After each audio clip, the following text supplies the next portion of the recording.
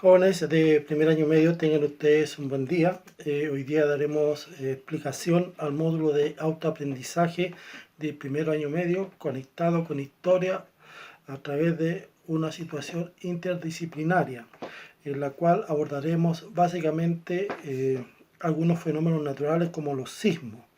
Para explicar algunos fenómenos como estos debemos primero recordar que nuestro país es un país tremendamente sísmico. Por lo tanto, debemos tener algunos conocimientos básicos respecto a este tema. Lo primero que debemos saber es cómo se genera un sismo. Un sismo se genera a través de una ruptura de las capas que conforman nuestra Tierra. Y básicamente se genera una liberación de energía cuando estas placas están tensionadas. Ejemplo, acá tenemos dos placas y estas placas en algún momento están tan tensionadas que una se sobrepone a la otra de tal manera que libera una gran cantidad de energía y esa energía se propaga en forma de ondas sísmicas, ¿ya? Estas ondas sísmicas solamente generan una liberación de energía que viaja a través de distintos medios. Y para eso nosotros vamos a diferenciar los tipos de ondas sísmicas. La primera onda sísmica que aparece es la onda primaria. La onda primaria se designa con la letra P. ¿Qué significa esto? Que cuando tenemos un sismo, esta rayita que está aquí es justamente la unión de las dos placas que se tensionan y ahí donde está ese puntito es lo que nosotros llamamos foco del sismo, que está debajo de la Tierra. Se produce, ¿cierto? Y ahí se produce una expansión de la onda sísmica para llegar posteriormente a la superficie donde está el epicentro. O sea, el epicentro está en la superficie de nuestro planeta y el hipocentro está en el punto donde se genera debajo de la Tierra el sismo. Por lo tanto, la primera onda que aparece es la onda primaria. Y esta onda primaria es muy rápida y es longitudinal. ¿Qué significa esto? Que vibra de esta manera. Aquí vamos a hacer una pequeña simulación de cómo se genera esta onda.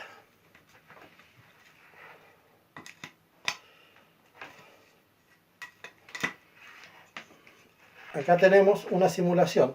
Si tenemos un edificio acá y nosotros lo hacemos girar,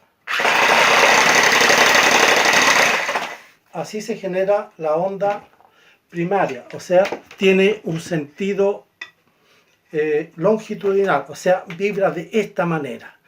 Y esa es una onda muy rápida, ¿ya? ¿Y cuál es la característica principal? Que esta onda primaria viaja tanto en la tierra como en el agua, por lo tanto son las responsables de los tsunamis. Sin embargo, aparece otra onda que es la onda secundaria.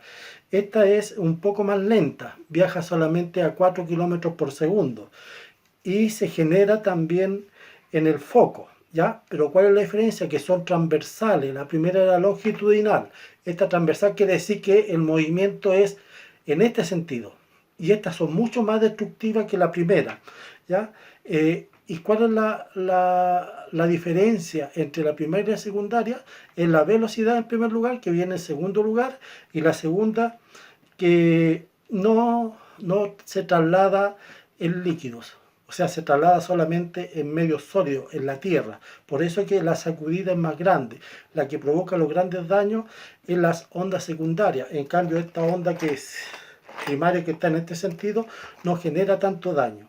Después están las ondas low, que se originan en la superficie. O sea, ya no se originan aquí en el epicentro, sino que se originan en la superficie, en el terreno donde nosotros estamos parados.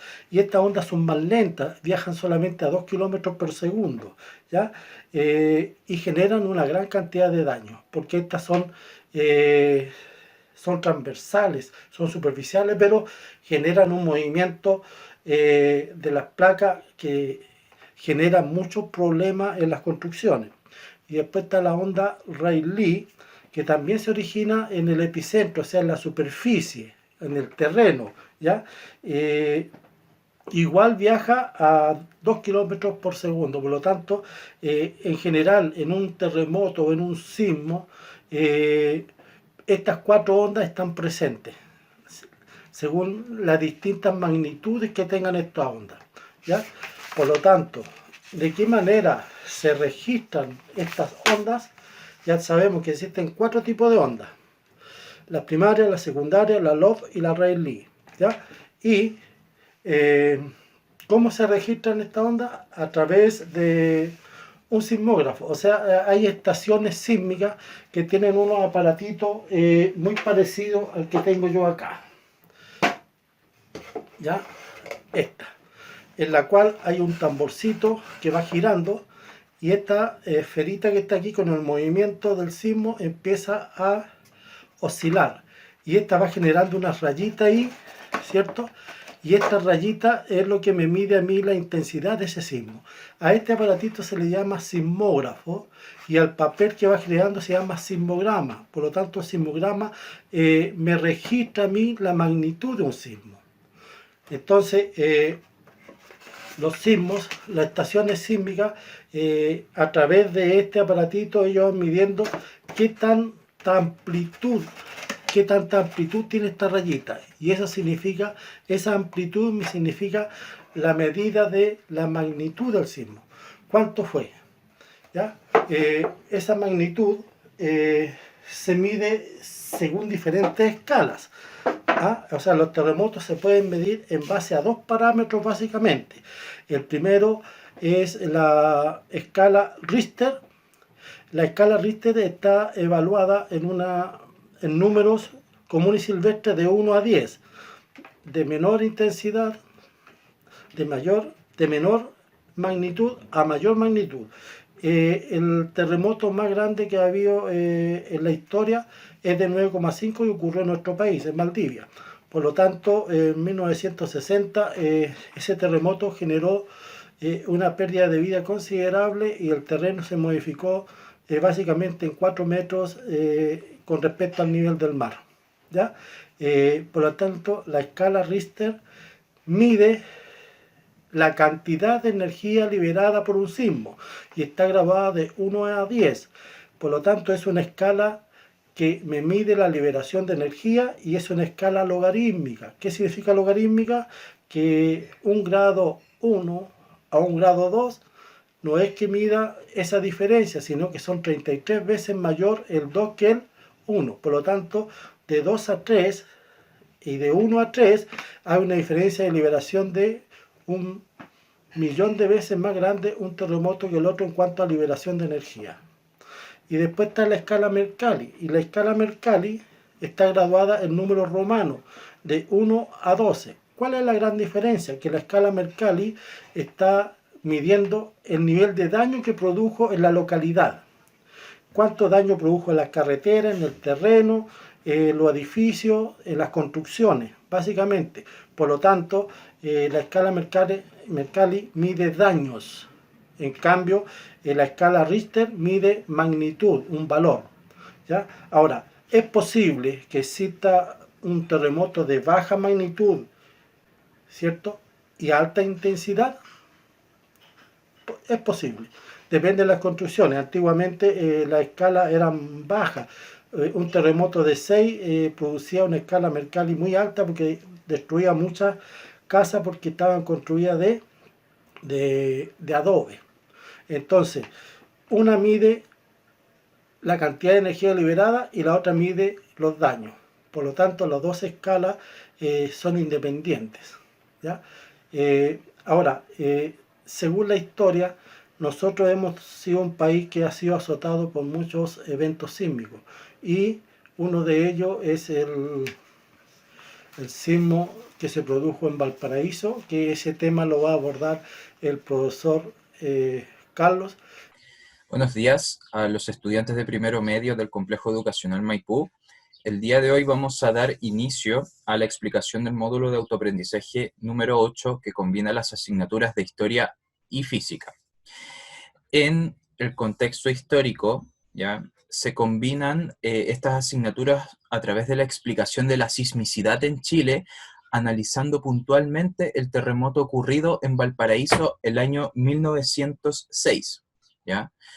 Uno de los temas que crea confusión en Chile es la diferencia entre magnitud e intensidad. Entonces, a través de este módulo vamos a analizar este fenómeno histórico desde una arista social y también desde una arista científica, específicamente a través de la sismografía. El terremoto de Valparaíso ocurrido en 1906 tuvo una magnitud de 8.2 a escala Richter y 11 a escala Mercalli, ¿ya? Dejó consecuencias muy desastrosas desde el plano urbano y también desde el plano social, ocasionando 3.800 víctimas fatales, más de 20.000 heridos y daños urbanos, infraestructurales, por más de 100 millones de dólares de la época, ¿ya? Aquí se puede visualizar el plano de cómo queda Valparaíso después de este terremoto, el alcance, ¿ya?, posterior también al tsunami que azotó la costa de la ciudad. Y este terremoto crea un gran antecedente para crear lo que es actualmente el Centro Sismológico Nacional de la Universidad de Chile. Cabe señalar también que el terremoto de Valparaíso fue el primer terremoto que tuvo registro sismográfico en nuestro país. Y además, la reconstrucción de Valparaíso significó la reubicación de los sectores populares hacia la periferia de la ciudad, específicamente hacia los cerros, ¿ya?